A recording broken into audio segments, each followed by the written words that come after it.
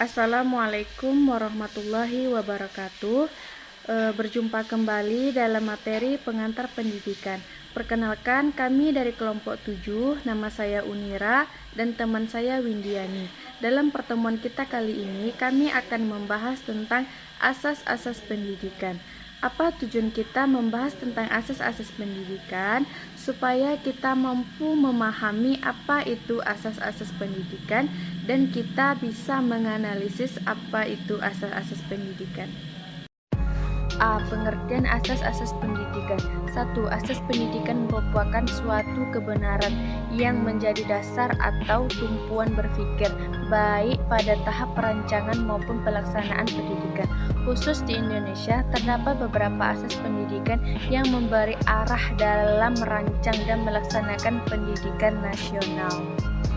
2. Asas atau prinsip pendidikan adalah ketentuan-ketentuan yang dijadikan pedoman atau pegangan dalam melaksanakan pendidikan agar tujuan tercapai dengan benar dan dapat dipertanggungjawabkan.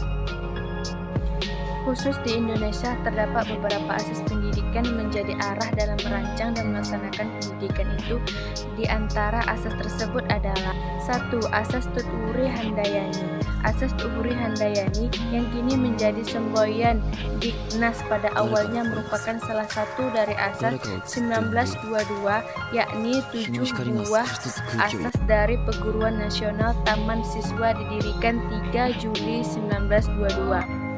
Asas atau semboyan ini dikumandangkan oleh Ki Hajar Dewantara.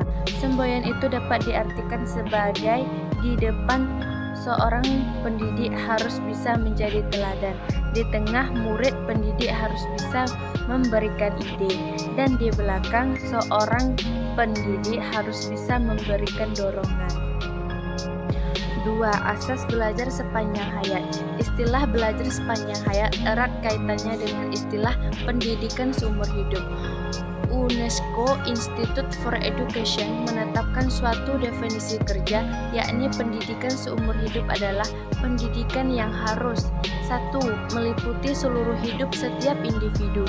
2. Mengarah kepada pembentukan, pembaharuan, peningkatan, dan penyempurnaan secara sistematis pengetahuan, keterampilan, dan sikap yang dapat meningkatkan kondisi hidupnya. 3. Tujuan akhirnya adalah mengembangkan penyadaran diri, self-fulfillment setiap individu. 4. Peningkatan kemampuan dan motivasi untuk belajar mandiri. 5. Mengakui kontribusi dari semua pengaruh pendidikan yang mungkin terjadi, termasuk yang formal, non-formal, dan informal. 3. Asas kemandirian dalam belajar. Asas ini tidak dapat dipisahkan dari 2 asas Tut-Uri Handayani dan belajar sepanjang hayat. Implikasi dari asas ini adalah pendidikan harus menjalankan peran komunikator, fasilitator, organisator. Pendidikan diharapkan dapat menyediakan dan mengatur berbagai sumber belajar sedemikian rupa sehingga memudahkan peserta didik berinteraksi dengan sumber belajar tersebut. Kita lanjut ke bab selanjutnya, yaitu bab terakhir, penutup. Kesimpulan, pengertian asas-asas pendidikan.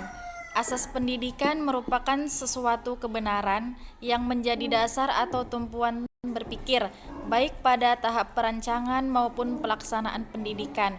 Khusus di Indonesia, terdapat beberapa asas pendidikan yang memberi arah dalam merancang dan melaksanakan pendidikan nasional. Dan terdapat juga di Indonesia beberapa asas pendidikan, yaitu yang pertama asas Tut-Uri Handayani, yang kedua asas belajar sepanjang hayat, yang ketiga asas kemandirian dalam belajar.